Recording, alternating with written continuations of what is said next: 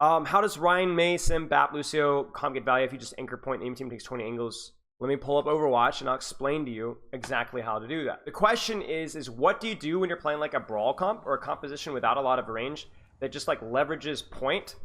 And like, let's say that you're just like all on point, right? Everybody's on point and they run like Pharmacy Tracer and they take like this flank and they take like this angle here and they're spamming you out. Like, you can leverage and burn a lot of point progress. That's the overall goal. But especially in Overwatch 2 without 2 tanks, it's so hard to turtle on point. You can't turtle on point, really.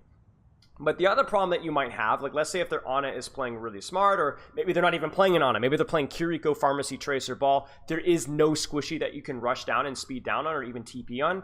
How do you hold point without just slowly dying? And the way you do this is called the jab, okay? The jab. What a jab does in a fighter, and why it's the most common punch in fighting, is a jab forces your opponent to respect it, either through defending, stepping back, or just even holding space. And so when you're fighting, you see jab a lot because it's a fast, quick punch to set up other combos, and if nothing else, buys you time. If you sit like this in a fight and you don't throw any punches, you are going to get run over. So to be defensive, you need to be offensive. Now, you don't have to go crazy throwing crazy combos, but you at least need to force them to respect you. All right? So think about it that way. When you're on point, the enemy team has established a kill box or drawn the line here. They want to fight here. Everybody has set up off angles for this position, okay? So if the enemy team is surrounding you, they are surrounding not you, they are surrounding a position.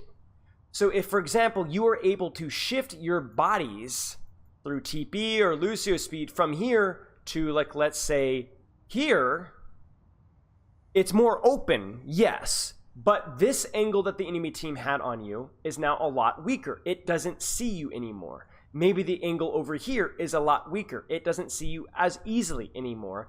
And this angle is more concerned about running away or TPing away than it is about punishing you. So what you've done is you've actually, while you've moved, you've bought yourself breathing room by pushing back one of the enemy off angles and disregarding one of the other ones. And this is what the jab concept is for brawl teams, and this is really good for any, whether it's Reaper or Rein or Mei or Ramacha, even if you're not running a brawl comp, if you're getting surrounded, standing still isn't the play. Taking small, short pushes, not even fully committing, but short pushes to make the enemy team back up. Even if you don't get the kill, it buys you time. So you go out, you push the Kiriko, force a TP, go right back. Walk at the Tracer, force blinks, force a recall, so you go grabs the health back, walk back. Now, not only during the push were you safer, because the Pharmacy or Hanzo or Echo or whatever couldn't shoot you as easily from their position, but also you force them out, then go back, and now you only have to worry about 2 angles because the other angle is still going, that was close, right? How do you jab a Pharmacy, though? You don't jab a Pharmacy. Now, you can jab a Pharmacy if you have hit scan.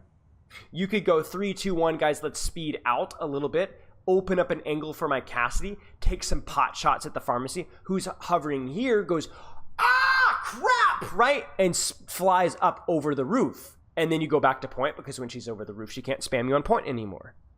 So a jab doesn't necessarily have to be physically getting on top of somebody, but the threat of physically getting on top of somebody or opening up a sight line, okay? All right? So let's, give me another map. Anybody, give me another map where this might be relevant. Right, it's temporarily clearing angles. Temporarily clearing angles. Because if you stay on point forever, you will eventually die. Nepal, yeah, we could do that. Because you might not be able to hard commit on anybody, but you can bump them out. So for here, you're on village. So you are on point, right? And again, they're taking off angles here, taking off angles here, taking off angles here. If you sit on point for 6 years, you're going to die most of the time. Now, we have seen teams that are able to turtle, but optimally, you would like to at least threaten a TP on high ground. You could even just put a freaking dry TP and nobody takes it on top of their Ana. Guess where she's going to go? Drop and run. And now this off angle isn't shooting you on point anymore. So you've cut down in the number of targets shooting you. Push out, take an angle on the Pharmacy, push them out. There you go. Tracers here, send a speed boosted Mei at her, get rid of her. Just short little jabs. The reason why I say it's a jab and not a hook is there's nothing overcommitting. It's tight, it's quick, you're not even intending to get the kill, you're just scaring them, pushing them out to buy time for you at that moment and buy time for you for the next few seconds. Now that Tracer's going to get healed and she's going to go right back. So then you're going to keep jabbing. This is a pretty high level concept, but it is helpful for you in rank. Like, if, for example, if you're playing Rein into a heavy spam comp or a dive comp, you might not be able to hard pin and kill somebody with the hammer, but you can pin on the Tracer, force her a couple blinks out, pin on a Sombra, force a Translocator, threaten the backline, make them look at you. It just buys you some time. So I want to make a quick example showcasing exactly what I was talking about. Nepal Village is a little bit of an exception to the rule, to where it is easier to turtle without having to jab on point compared to a lot of other brawl maps and brawl comps. However, there is enough jabbing and looking for outplays that I think is worth demonstrating. And I think Excelsior did it pretty well here earlier this season versus the San Francisco Shock. One of these examples right here is that they've just used a beat to counter EMP and have survived. But at this point in time, Excelsior don't have any real way to sustain on point. They don't have a Kitsune Rush. They don't have a Blizzard for point. They don't have a Simwall. They don't even have an Earth Shatter to stop the ball from rolling through. So they're pretty vulnerable to a Nano Pharah from engaging on them on point. And this is like a perfect time to jab, because if you know, especially if you're like in a situation like, guys, we're slowly bleeding out, we're going to run out of heals, we're not even running a Batiste, we need to get out of here and push something, now is the perfect time to go. So they use the Symmetra Teleporter, they keep a couple people on point while they go for like a hit squad. And you're going to notice something, that like, even though this doesn't work, this is going to not only get the kill, but it's going to force the pharmacy to turn around as well, and probably bait some Sombra attention as well. And while this is happening, ball, look at that, ball attention too, right? While this is happening, more percentage on the point, more percentage on the point, more percentage on the point. So while Excelsior do lose this fight, of course, it doesn't go out as well as they would have liked, I'm sure.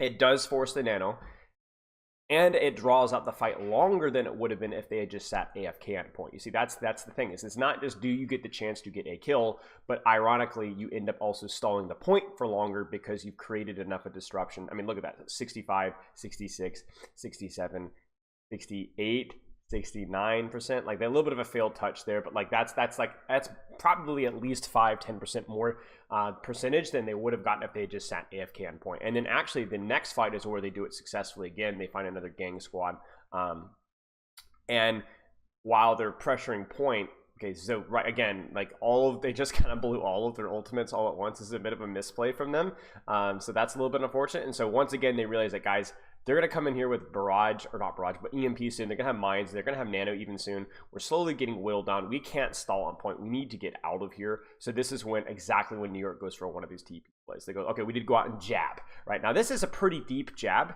but the nice thing about the TP is that if it doesn't work, you just immediately teleport right back, right? So it's like a long jab, but using the TP, it's like bam, bam. You can get it down pretty quickly. It's hard to break the teleporter that fast. So even if this doesn't get the kill, what this forces would have forced almost certainly the pharmacy. You see the Pharah reposition from this angle over here to chasing over here. The Mercy would be following as well. So it's kind of like we talked about. You're pushing them away from harmful positions on point. You're buying yourself time. Even if Finn doesn't die, it still buys New York Excelsior more time on point to build that beat, to build more point percentage, and then they end up winning the fight off of that. So I think a pretty good demonstration of jamming. Obviously, there's not a lot of examples in the current Overwatch League meta, but if you have any questions, let me know in the comments.